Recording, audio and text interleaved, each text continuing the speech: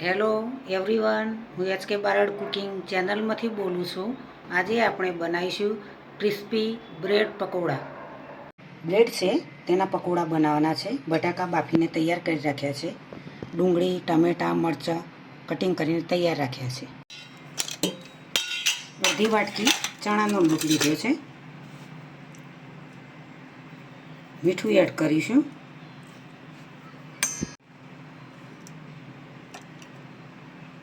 હળદર એડ કરીશું. તે પ્રમાણે અડધી વાટકી જેવું પાણી એડ કરીશું.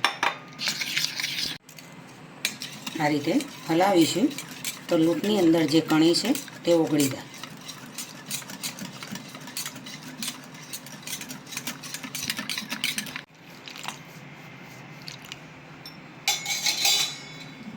અડધી વાટકી પ્રમાણે ચોથા ભાગનો ગ્લાસ પાણી એડ કરી બેટરની અંદર હિંગ એડ કરીશું.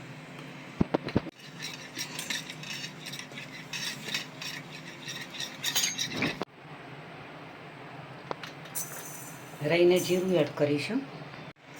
તેલ એડ કરીશું. વઘારની અંદર પણ હિંગ એડ કરીશું. પહેલાં ડુંગળી એડ કરીશું. મરચાં પણ એડ કરી દઈશું.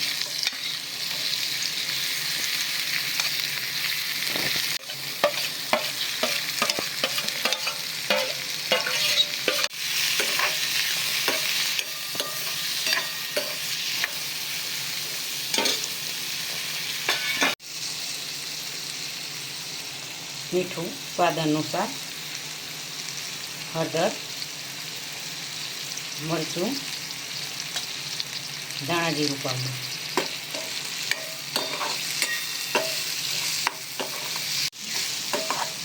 થવા દઈશું.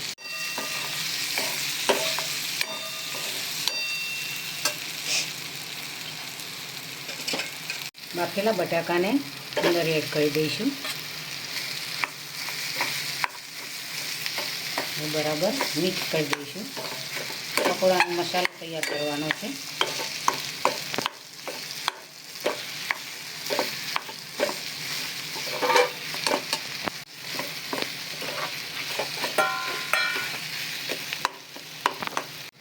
આ રીતે પકોડાનો મસાલો તૈયાર કરી દીધો છે. સરસ એવું બટાકાનું, ડુંગળી, ટામેટાનું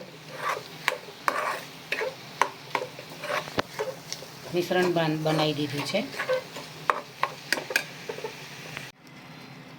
ધાણા એડ કરીશું.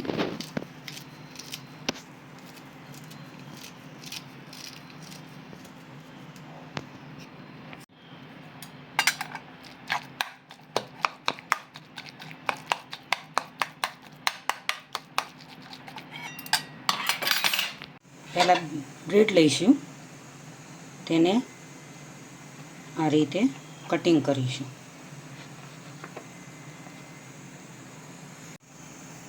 જામ લગાવીશું.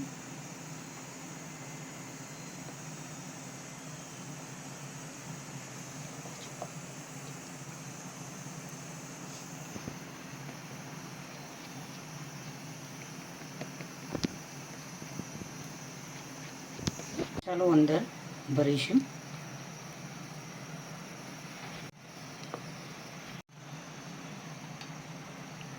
તેના ઉપર આ રીતે લેવલ લગાવી દઈશું. તે મસાલો ભરીને બ્રેડને તૈયાર રાખી છે.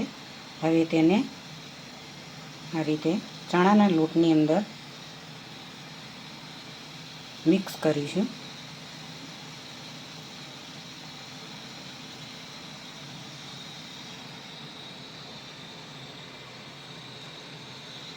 હવે તેને તળી દઈશું. ફેરવીશું ધીમેથી.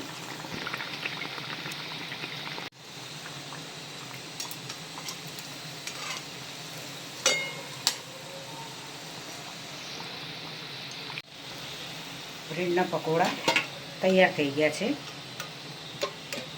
પ્લેટની અંદર સર્વ કરીશું. આજની રેસીપી મારી તૈયાર થઈ ગઈ છે. બ્રેડ પકોડા બનાવ્યા છે. હોટલ જેવા પણ તમે હોટલ જેવા ઘરે બનાવ્યા છે. ખૂબ જ જલ્દીથી સરળ રીતે બનાવી દીધા છે.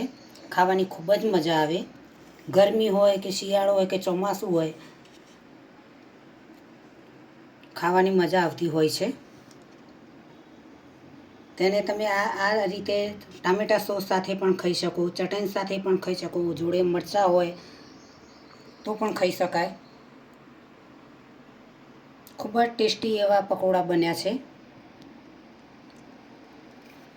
તો મિત્રો, આજની રેસીપી તમને જરૂરથી મારી ગમી હશે. મારી ચેનલને સબસ્ક્રાઈબ કરજો, મારા વિડીયોને લાઈક કરજો, શેર કરજો, બંને તો કોમેન્ટ કરજો.